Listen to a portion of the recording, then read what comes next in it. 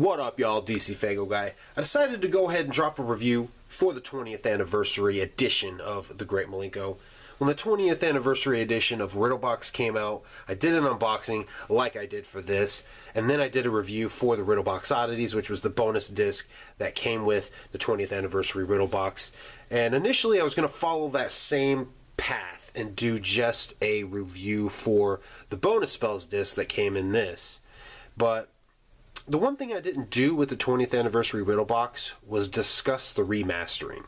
And I've been getting questions already about the remastering of the Great Milenko, and there were also questions about the remastering of the Riddlebox.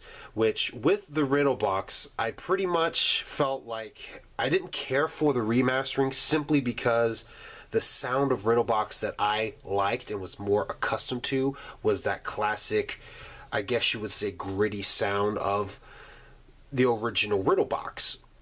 And I kind of hold the same mentality with the Great Milenko. However, I did actually decide to give the remastered edition of Great Milenko a listen, and I like what they did with it. So basically this review is going to be all for the Book of Spells, but I want to touch a little bit on the remastering. Therefore, this is the 20th anniversary Great Milenko review. So the first thing we're going to do, we're going to talk about the remastering. Then we're going to pull the bonus disc out, set it up there, and go through the tracks of the bonus spells. First of all, the remastering. The biggest question I've gotten so far is, can you tell a difference? And yes, you can. If you're not listening, you won't tell a difference. You got to really listen. So what I want to do for you guys, if you're watching on a phone right now, or you're watching on your computer with not so great speakers, and you got a good set of headphones, go ahead and plug them in. I want to play you guys one of the songs, probably just going to be Great Milenko, because it's just a fucking great fucking song. And I think that would be perfect just to do for this example. I'm going to play you a little bit of the original, and then I'm going to have it go straight into the remaster, and I'm not even going to tell you guys. And then I'll do it again, but that time I'll show you which one is which. That way you guys can kind of hear the differences between the original and the remaster. It's there, you can hear it if you really listen to the bass, you can hear it. So let's go ahead and do that right now. Great Milenko. Great Milenko. Great Milenko. Great Milenko. Great Milenko. Great Milenko. Great Milenko. Great Milenko. So there you guys go. I don't know if you guys are picking up on it or not. I hear it in the bass. It feels a little more cleaned up. So all in all, I think it's a better listening experience. But kind of with like I had with the Riddlebox, I have that kind of mentality of, I just want to listen to classic Milenko. I really don't care if it's remastered or not, or cleaned up. I just want that fucking album. I just want to hear that album, you know what I mean? So we're going to go ahead and pull out the bonus disc, put it up there like that, because it's fucking sweet that they made it look exactly like the original album. I love that they did that. And we're going to go ahead and talk about the bonus spells, okay? Just like with the Riddlebox Oddities disc, okay? A lot of people bitched that there was nothing new, nothing exclusive, nothing unreleased, nothing unheard. They're really good about saying that kind of stuff, and people take it too much to heart and they get pissed off, okay? So what I'm going to say, like I said with the Riddlebox Oddities, the bonus spells disc has a bunch of songs that we have heard before. A lot of them, 90% of them, were released on Forgotten Freshnesses over the years, okay? To me, the bonus spells disc is not meant to be something new and exclusive. It is a collection of all the songs that they put out from the Milenko era to complement the main album, okay? The way that I set this up, the 20th anniversary Great Milenko, on my iTunes, and I actually went back and did it to Riddlebox because I was like, why the fuck haven't I done this before? Why didn't I do this with Riddlebox? I actually took the remastered disc, uploaded it, put, you know, the golden Milenko for the album art, and I had that be disc 1. Disc 2 then is the bonus spells. So when you finish with Pass Me By, it jumps right into Black Blizzard. You get all this extra Milenko flavor. So whenever I'm in the mood for Milenko, I can listen to the Great Milenko. And if I've got some extra time, like if I'm at work and I have more than an hour to listen to just the Great Milenko, I can jump into the bonus spells and continue that Milenko high. Does that make sense? That being said, if you plan on picking up the 20th anniversary Milenko because it has rare exclusive shit and you end up getting it and not liking the bonus disc, you picked it up for the wrong reason.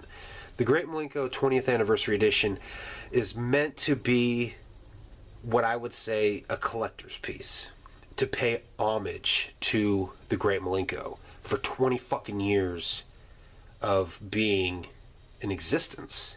And a lot of people still praise it as a great album.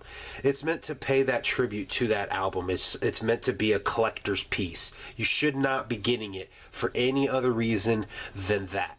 All of that out of the way, let's jump in. Let's talk about bonus spells, okay? So we're going to talk about basically the tracks on here that are new to me, okay? So we have Hocus Pocus... yeah. We're going to talk about the ones that are new to me, so which means we're going to exclude the Hocus Pocus Headhunters mix, the Piggy Pie Old School. The one thing I will say about that, I'm going to plug it again at the end of the video. If you want to go give it a listen, there's actually a version of Piggy Pie that I kind of chopped up, the old school, plus the one that was on the original... the island release of the Great Milenko. I took the old school one and that one and I chopped them up and I came up with a version that I typically sing myself, of which I like lyrically the best. That's just the way I've chopped it up. If you'd like to hear that, it'll be in the end of the video, as well as the unboxing for this if you haven't seen the insides and you're like wanting me to fucking go into it. I'm not going to go into it like my traditional reviews because I already did that with the unboxing. So yeah. We're not going to talk about Mr. Johnson's Head, $85 an hour, Mental Warp, The Rare Milenko Phone Skit, Confessions, House of Wonders, Witching Hour, Pumpkin Carver. That's it. We're not going to talk about any of those tracks because they've already been released before. We're going to talk about all the stuff that is new, okay? We're going to start with Black Blizzard, okay?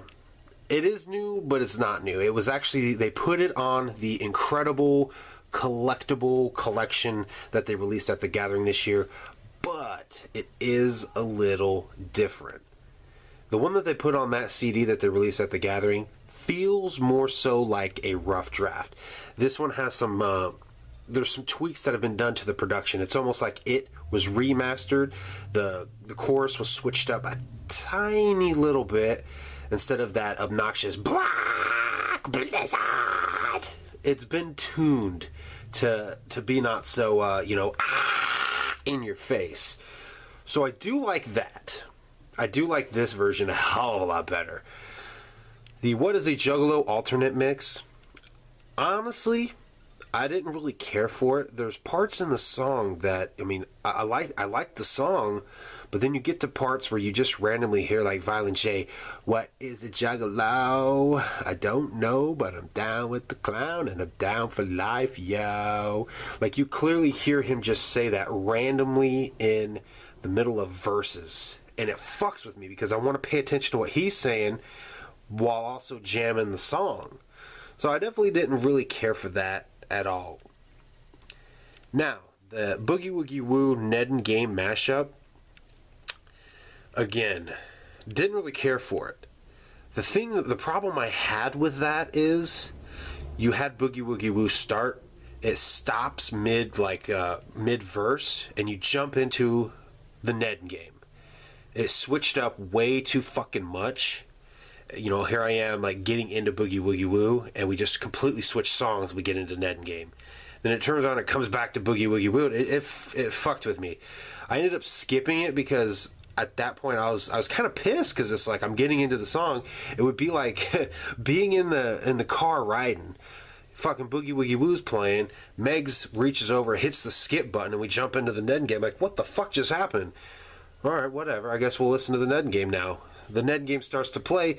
Shit, she fucking jumps it back to Boogie Woogie Woo. Like, what the fuck? I was listening to that one now. I didn't care for it. That just kind of like fucked with me. I didn't like it at all. Jumping down to the Hallelujah early mix. Now, the Hallelujah early mix, you can tell this was definitely like a rough draft. Production-wise, it was tweaked a little more. This version feels more rap, if that makes sense. The version that was on Great Milenko, back in '97, has more rock guitar riffs in it. It has a different feel to it. The chorus is different, which I kind of liked. It gave the song a different feel. It didn't have the hilarious skits, though, with Little Jonathan, which kind of sucked, because, that was part of what made Hallelujah fucking fresh, especially the skit at the very end. But it was a different feel, all in all. I dug it. I liked it. Now, Gone. Gone was the one song when they announced it was going to be on this that a lot of people were like, finally, a good version of Gone. And I would have to agree. I remember stumbling upon Gone years ago, and the quality that I was listening to was absolutely fucking terrible. I ended up stopping right then and there just because I didn't care for what I was listening to. So, all in all, Gone, I liked it. I dug it. You could tell it was definitely something that Jay just went in, probably with a broken heart, wrote down some lyrics, and just went in and did it, I don't think there was ever any intentions of releasing this. I think it was just his way to get that out from his breakup with Lori. So, I dug it, all in all. It's very long, though. It's like a 6-minute song. So, if you got some time to listen to it, listen to it. Now, Down with the Clown alternate mix was nice. I liked it. It was a slowed down version, kind of. The beat was a little bit slower. The production was a little bit different. And lyrics were different in the song as well. All in all, I think it was a very nice, refreshing, different sound to the song. But all in all, it is ultimately the same song. It's just kind of slowed down. The beat's a little bit different, and there's some lyric changes. So I dug it, all in all. So looking at the entirety of the bonus spells, okay, so if you take all the songs that were previously released, and you look at what's more or less new on here, Black Blizzard, What is a Juggalo alternate mix, the Boogie Woogie Woo Ned and Game mashup, the Hallelujah early mix, Gone, and Down with the Clown alternate mix. There's only about 2 or 3 there that I actually really liked. So that's what I'm saying. Don't buy this for this.